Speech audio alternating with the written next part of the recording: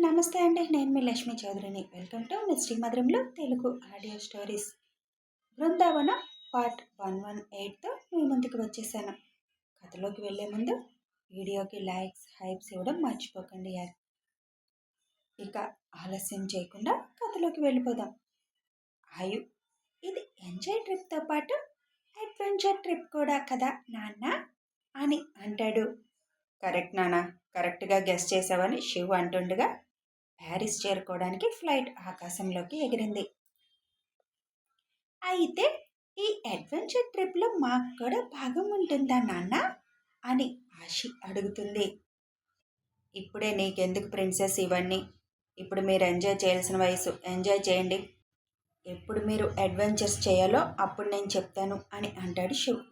అలా కాదు కానీ నాన్న, నన్ను మాత్రం ఒక్కరోజు తీసుకెళ్ళవా? నేను బాయ్నే కదా, ప్రాబ్లం ఉండదు అని అంటాడు ఆయు. చూద్దాం, అవసరమైతే మీ అందరిని ఇన్వాల్వ్ చేస్తానులే, మీ సరదా మాత్రం ఎందుకు కాదనాలి అని నవ్వుతూ అంటాడు శివ్. హై సూపర్ అయితే అని ఎగురుతుంది ఆశి. నువ్వేంటి బుజ్జమ్మ, ఏం మాట్లాడటం లేదు? అంత నీరసంగా కనిపిస్తున్నావు ఏంటి అని అడుగుతాడు ఆయు. మీ అమ్మకి రాత్రంతా నిద్రలేదులే, అందుకే అలా నీరసంగా ఉంది కదా బుజ్జి అని హైవింగ్ చేస్తూ అడుగుతాడు శివ్. పడుకోకుండా ఏం చేశావు బుజ్జమ్మ అని అడుగుతుంది ఆశి. ఈ మధ్య నీకు బాగా అల్లరి ఎక్కువైంది కన్నా, అడుగుతున్నారుగా ఎందుకు నేను పడుకోలేదు చెప్పు, నీ పిల్లలకి సమాధానం అని చిరుకోపంగా అంటుంది. నువ్వు పడుకోకుండా నాన్నని అడిగితే నాన్నేం చెప్తారు? ఏం లేదు బంగారాలు, మీ అమ్మకి ప్రయాణం అంటే ఆ ముందు రోజు రాత్రి నిద్ర పట్టదు. ప్రయాణం అయ్యే వరకు దాని గురించి ఆలోచిస్తూనే కూర్చుంటుంది, అందుకే నిద్రపోదు. అంతే కదా బుజ్జి అని అల్లరిగా అంటూ కాసేపు పడుకో బుజ్జి అని చెబుతాడు శివ్. అది బిజినెస్ క్లాస్ సిట్టింగ్, వాళ్ళ నలుగురే అక్కడ ఉంటారు కాబట్టి అక్కడున్న చిన్న బెడ్ మీద పడుకుంటుంది ఐషు. ఇక పిల్లలు వాళ్ళ నాన్నతో కలిసి అల్లరి అల్లరి చేస్తారు. ఇంతకీ ఏం అడ్వెంచర్ నాన్న మనం అక్కడ చెయ్యబోయేది అని అడుగుతాడు ఆయు. మొన్న మీరు కనిపెట్టారు కదా మన ఇంటికి వచ్చింది ఫేక్ పాప అని, ఒరిజినల్ పాపని కనిపెట్టడానికి వెళ్తున్నాం. అలా అయితే వద్దు నాన్న, మనం కనిపెట్టద్దు ఆ ఒరిజినల్ పాపని అని అంటుంది ఆశి. ఎందుకని ప్రిన్సెస్? పాపం తన కష్టంలో ఉంది కదా, ప్రమాదంలో కూడా ఉంది, మన బాధ్యత కదా కాపాడడం అని అంటాడు శివ్.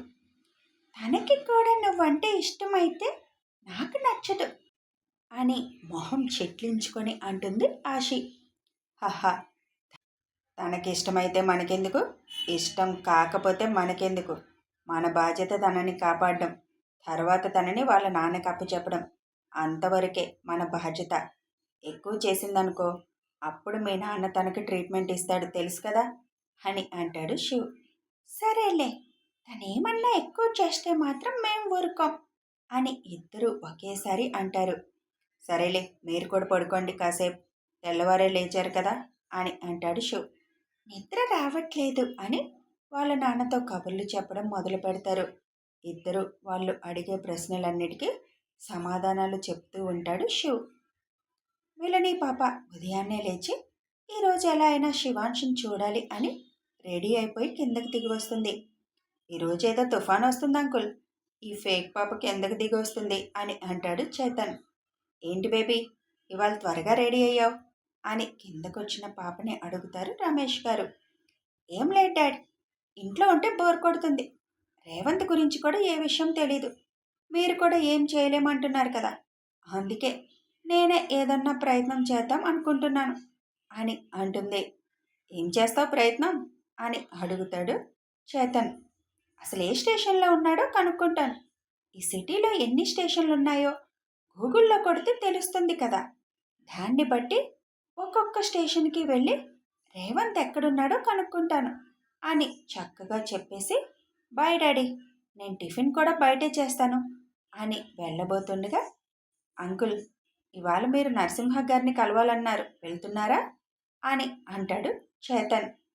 వాళ్ళ ఇంటికి వెళ్తే బేబీ చేసిన పనికి ఆ శివాంశుని ఫేస్ చేయాలంటే కొద్దిగా కష్టంగా ఉంది అని అంటారు రమేష్ గారు. శివ్ వాళ్ళ ఇంటికి అనగానే పిల్లని పాప అడుగులు ఆగిపోతాయి. దానికైతే మీరేం భయపడవసరం లేదు. ప్రస్తుతం శివాంష్ ఈ దేశంలోనే లేడు. తెల్లవారుజామునే ఫ్యామిలీతో సరదాగా ట్రిప్ కోసం మలేషియా వెళ్ళాడు అని ఓరకంట వెళ్ళని పాపని చూస్తూ చెబుతాడు చేతన్. ఏంటి, మలేషియా వెళ్ళాడా? అది కూడా పెళ్ళాం పిల్లలతోనా? ఇదేదో మనకి ఉపయోగపడేలా ఉంది అని వెంటనే నా ఫోన్ మర్చిపోయాను అని పరుగు పెట్టుకొని పైకి వెళ్తుంది. అది చూసి రమేష్ గారు చేతన్ నవ్వుకుంటారు. ఇప్పుడు ఈ వార్త ఎక్స్కి అందజేస్తుంది అని అంటాడు చేతన్.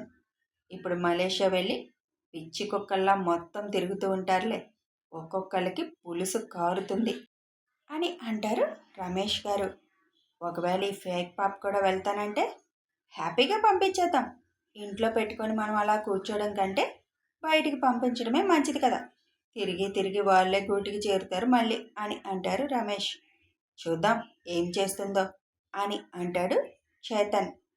పైకి వెళ్ళిన విలని పాప బాస్ నెంబర్కి ఫోన్ చేస్తుంది వెంటనే. మళ్ళీ ఏం కొంప మునిగిందని చెప్పడానికి ఫోన్ చేశావు అని ఫోన్ లిఫ్ట్ చేయగానే కోపంగా అడుగుతాడు ఎక్స్. మీకు ఉపయోగపడే వార్త చెబుదామని చేశాను బాస్. ఏంటో అంత ఉపయోగపడే వార్త? ఆ శివాంష్ ఇప్పుడు ఇండియాలో లేడు అని విలని పాప చెప్పగానే, వాట్, ఏమంటున్నావు? ఇండియాలో లేకుండా ఎక్కడికి వెళ్తాడు? భార్య బిడ్డల్ని తీసుకొని ఎంజాయ్ చేయడానికి మలేషియా ట్రిప్ వెళ్ళాడు అని చెబుతుంది విలని పాప. మలేషియా ట్రిప్ వెళ్ళాడా? ఎవరెవరు వెళ్ళారు? తన భార్య పిల్లల్ని తీసుకొని మాత్రమే వెళ్ళాడు. మలేషియా అంటే పెద్ద సెక్యూరిటీ కూడా పెట్టుకొని ఉండడు. మనకి చాలా సులభం అవుతుందేమో అక్కడే మన పని చేయడానికి అని అంటుంది విలని పాప. నిజంగానే మలేషియా వెళ్ళాడా అని అనుమానంగా అడుగుతాడు ఎక్స్. అవును బాస్. సరే నేను కనుక్కుంటానులే అని ఫోన్ పెట్టేస్తాడు ఎక్స్. మలేషియా ట్రిప్ ఇదేదో మనకి ఉపయోగపడేలాగానే ఉంది. ఇండియాలో అంత సెక్యూరిటీ మధ్య అతను పిల్లల్ని తప్పించడం కంటే మలేషియాలో తప్పించడం సులభం అవుతుంది. కానీ మలేషియాలో ఎక్కడున్నాడని వెతుకుతాం అని ఆలోచిస్తూ మలేషియాలో ఉన్న తన మనుషులకి ఫోన్ చేసి అక్కడ ఇంపార్టెంట్ టూరిస్ట్ ప్లేస్లు ఏంటి అని అడుగుతాడు. వాళ్ళు ఒక 5-6 పేర్లు చెప్పగానే, అయితే నేను కొన్ని ఫోటోలు పంపిస్తాను, ఆ ఫోటోలో ఉన్నవాళ్ళు ఆ ప్లేసుల్లో ఉన్నారేమో కనుక్కో, ఉంటే నాకు వెంటనే ఫోన్ చేయండి అని చెప్పి ఫోన్ కట్ చేస్తాడు ఎక్స్. వెంటనే విలని పాప మళ్ళీ ఎక్స్కి కాల్ చేస్తుంది. ఏంటి వెంటనే ఫోన్ చేసావు అని అడుగుతాడు ఎక్స్. బాస్, మన ఇద్దరం అక్కడికి వెళ్తే బాగుంటుందేమో కదా. స్వయంగా మనమే వాళ్ళని కనిపెట్టి అక్కడే మన పని ఫినిష్ చేస్తే గొడవ వదిలిపోతుంది కదా అని అడుగుతుంది. నువ్వు కంగారు పడిపోకు, అసలు వాళ్ళు అక్కడ ఉన్నారో లేదో తెలియాలి కదా. ఊపుకుంటూ వెళ్ళిపోవడం కాదు. అదేంటి బాస్ అలా అంటారు? వాళ్ళు అక్కడికి వెళ్ళారని మనకు తెలిసింది కదా. వెళ్ళి ఎక్కడని వెతుకుతావు? చేతనైతే కరెక్ట్గా వాళ్ళు మలేషియాలో ఎక్కడున్నారు, ఏ ఏరియాలో ఉన్నారు అన్న ఇన్ఫర్మేషన్ ముందు కనుక్కో. అప్పుడు మనం వెళ్ళాలా వద్దా అన్నది నిర్ణయించుకుందాం. మీ మాట విని నేను మళ్ళీ తొందరపడదలుచుకోలేదు అని అంటాడు ఎక్స్. దానితో ఏమీ చేయలేక ఫోన్ కట్ చేస్తుంది విలని పాప. ఈ వంకతో మలేషియా వెళ్ళొచ్చు అనుకున్నా, కానీ నా ఆశల మీద నీళ్లు పోసేశాడు ఈ బాస్ అని తిట్టుకుంటూ కూర్చుంటుంది. కొన్ని గంటల తర్వాత ప్యారిస్ ఎయిర్పోర్ట్లో శివ్ వాళ్ళు వచ్చిన ఫ్లైట్ ల్యాండ్ అవుతుంది. హుషారుగా కిందకి దిగుతారు పిల్లలిద్దరూ. వాళ్ళ ఆనందం చూస్తూ శివ్ ఐషు కూడా దిగుతారు. ఆల్రెడీ అక్కడ టీం మెంబర్స్ ఉండడంతో కారుతో రెడీగా ఉంటారు ఇద్దరు. ఎయిర్పోర్ట్ నుంచి తాము బుక్ చేసిన హోటల్కి స్టార్ట్ అవుతారు శివ్ వాళ్ళు. కారులో ఉన్నవాళ్ళు ఏదో చెప్పబోతుంటే ఇప్పుడు వద్దని సైగ చేస్తాడు శివ్. శివ్ సైగ అందుకొని కామ్ అయిపోతారు. హోటల్కి చేరగానే, మీరు వెళ్ళండి, నేను 1 గంటలో మీ దగ్గరికి వచ్చి కలుస్తాను అని చెప్పి వాళ్ళని పంపించేస్తాడు శివ్. నలుగురు రూమ్కి వెళ్ళగానే అది పెద్ద సూట్ రూమ్ కావడంతో 2 బెడ్రూమ్లు, ఒక లివింగ్ రూమ్ ఉంటుంది. జెట్ లాగ్ వల్ల ముగ్గురు బెడ్కి అడ్డంగా పడడంతో వాళ్ళని చూసి శివ్ నవ్వుకుంటూ, ముగ్గురు ఫ్రెష్ అయ్యిరండి, లైట్ ఫుడ్ ఆర్డర్ పెడతాను, తినేసి పడుకోండి, ఆ జెట్ లాగ్ తగ్గుతుంది అని అంటాడు శివ్. ఇప్పుడు ఓపిక లేదు కన్నా, అస్సలు కాసేపు పడుకోవాల్సిందే అని అంటుంది ఐషు. అదేం కుదరదు, లేవండి ముగ్గురు అని బలవంతంగా లేపి వాళ్ళు ఫ్రెష్ అయ్యి వచ్చేలోపు లైట్ ఫుడ్ ఆర్డర్ పెట్టి తెప్పించేస్తాడు. బలవంతంగా ముగ్గురి చేత కొద్దిగా తినిపించి ఇంక వెళ్ళి పడుకోండి, మిమ్మల్ని ఎవ్వరూ డిస్టర్బ్ చేయరు అని చెప్తాడు శివ్. ముగ్గురు వెళ్ళి పడుకుండిపోతారు. వాళ్ళని చూసి నవ్వుకుంటూ ముగ్గురికి బ్లాంకెట్ కప్పేసి రూమ్ లాక్ చేసుకొని టీం మెంబర్స్ ఏర్పాటు చేసిన సెక్యూరిటీ బయట ఉండడంతో వాళ్ళకి జాగ్రత్తలు చెప్పి ఏదైనా ప్రాబ్లం అయితే వెంటనే నాకు కాల్ చేయండి అని అప్పటికే టీం మెంబర్స్ ఇచ్చిన నెంబర్ ఇస్తాడు. ఓకే సార్ అని వాళ్ళు అనగానే అక్కడి నుంచి టీం మెంబర్స్ దగ్గరికి బయలుదేరుతాడు శివ్. ఎంత సెక్యూరిటీ ఉన్నా తన సేఫ్టీ తను చూసుకుంటాడు కాబట్టి లోపల చిన్న సీసీ కెమెరా ఏర్పాటు చేసి దాని లైవ్ తన ఫోన్కి కనెక్ట్ చేసుకుంటాడు. అక్కడి నుంచి టీం మెంబర్స్ దగ్గరికి చేరగానే అందరూ అలర్ట్ అయి వాళ్ళు సేకరించిన ఇన్ఫర్మేషన్ మొత్తం శివ్కి ఇస్తారు. నగేష్ చెప్పిన దాని ప్రకారం ఆ సిటీలోనే ఒరిజినల్ నిఖిత ఉంది అని తెలిసిపోతుంది శివ్కి. ఇక్కడ మొత్తం వాడని గోడౌన్ లాంటివి, ఖాళీగా ఉన్న ఇల్లు, అది కూడా సిటీకి చివరిలో ఏమేమి ఉన్నాయో మొత్తం లిస్ట్ ఉంటుంది శివ్ చేతిలో. ఇప్పుడు ఇప్పుడు మనం ఒక్కొక్క దానికి వెళ్ళి వెతకాలి కదా సార్ అని అంటారు టీం మెంబర్లో ఒకరు.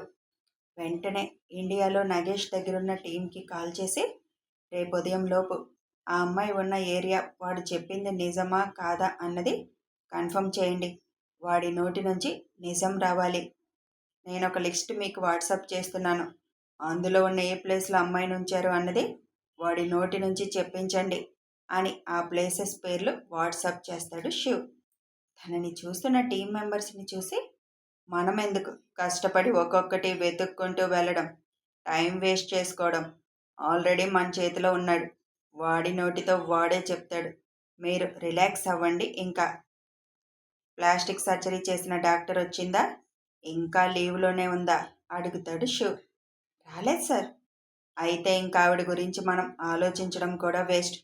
3 నెలలుగా లీవ్లో ఎందుకు ఉంటుంది ఆవిడ? ఆవిడకి విషయం తెలుసు కాబట్టి ఎప్పటికైనా ప్రమాదమే అని అయితే చంపేసి ఉండాలి, లేకపోతే ఆవిడని కూడా బంధించి ఉండాలి. ఆవిడ ఫ్యామిలీ ఉన్నారా ఇక్కడే అడుగుతాడు శివ్. ఆవిడకి ఫ్యామిలీ ఏం లేదు సార్. పేరెంట్స్ 1 ఇయర్ బ్యాక్ చనిపోయారంట. మ్యారేజ్ అయినా డైవర్స్ అయిపోయి ఆవిడకి సింగిల్గా ఉంటుంది ఫ్లాట్లో. కరెక్ట్ పర్సన్ ఎంచుకున్నారుగా సర్జరీకి కూడా. ఆవిడకి ఏదైనా అడిగేవాళ్ళు ఎవ్వరూ లేరు. వాళ్ళ అవసరానికి వాడుకున్నారు. ఇప్పుడేం చేశారన్నది మనం తెలుసుకోవాలి. ఇక్కడ వాడు చేసే వ్యాపారాలన్నిటికీ చెక్ పెట్టాలి. కానీ ఇప్పుడే కాదు, ఈ ప్రూఫ్స్ అన్నీ జాగ్రత్తగా ఉంచండి. నేను చెప్పినప్పుడు వాటిని పారిస్ పోలీసులకి హ్యాండ్ వర్క్ చేయండి అని చెప్పి ఓకే నేను ఇంక బయలుదేరుతాను. వాడు ప్లేస్ ఐడెంటిఫై చేయగానే ఏం చేయాలన్నది ప్లాన్ నేను చెప్తాను. రేపు కలుద్దాం అని శివ్ అక్కడి నుంచి హోటల్కి స్టార్ట్ అవుతాడు. శివ్ రూమ్ దగ్గరికి రాగానే ఇంక మీరు వెళ్ళి రెస్ట్ తీసుకోండి, నేను కాల్ చేశాక రండి మళ్ళీ అని సెక్యూరిటీని పంపించేసి శివ్ లోపలికి వెళ్ళిపోతాడు. తనకి కూడా జెట్లాగా ఉండడంతో పిల్లల పక్కన పడుకొని రిలాక్స్ అవుతాడు. పడుకున్నాడు కానీ ఆలోచనలన్నీ ఆ ఎక్స్ చుట్టూనే తిరుగుతున్నాయి శివ్కి. కేవలం వాళ్ళ అన్నని చంపానన్న పగ మీద ఇంత క్రైమ్ చేస్తున్నాడు అంటే ఆ రోజు సంజీవ్ హత్యలో డెఫినెట్గా వాడి హస్తం ఉంది. కానీ చీఫ్కి ఎందుకు వాడి మీద అసలు అనుమానం రాలేదు? ఇన్ని రోజులు కూడా చీఫ్తో వాడు మాట్లాడుతున్నాడంటే ఇంకా వేరే ఏదైనా కారణం ఉందా? అసలు సంజీవుని చంపారంటే అర్థముంది, వాళ్ళ గురించి మొత్తం ఇన్ఫర్మేషన్ గ్యాదర్ చేశాడు కాబట్టి చంపారు. కానీ 8 నెలలు కడుపుతో ఉన్న అమ్మాయిని అంత దారుణంగా గ్యాంగ్ రేప్ చేసి మరీ చంపారంటే కేవలం సంజీవ్ వాళ్ళ వ్యాపారాలు తెలుసుకున్నాడని మాత్రమే కాదు, ఏదో ఉంది మొత్తానికి. వాడు నాకు ఎదురైన రోజు మొత్తం వాడి నోటి నుంచి కక్కిస్తాను. నీ కౌంట్ డౌన్ స్టార్ట్ అయింది మిస్టర్ ఎక్స్ అలియాస్ అనంత్. రెడీగా ఉండు నన్ను ఫేస్ చేయడానికి అని అనుకుంటాడు శివ్. కథ కొనసాగుతుంది. మరి నిఖిత ఎక్కడుందో తెలుసుకోగలుగుతారా? ఆపరేషన్ సక్సెస్ఫుల్గా పూర్తి చేయగలుగుతారా? ఇందులో ఆయు వాళ్ళని ఇన్వాల్వ్ చేస్తాడా? తెలియాలి అంటే ఫాలో అయిపోండి. వీడియో నచ్చితే ఒక లైక్ చేయండి, షేర్ చేయండి, కామెంట్స్ రూపంలో మీ అభిప్రాయం తెలపండి. Thanks for watching.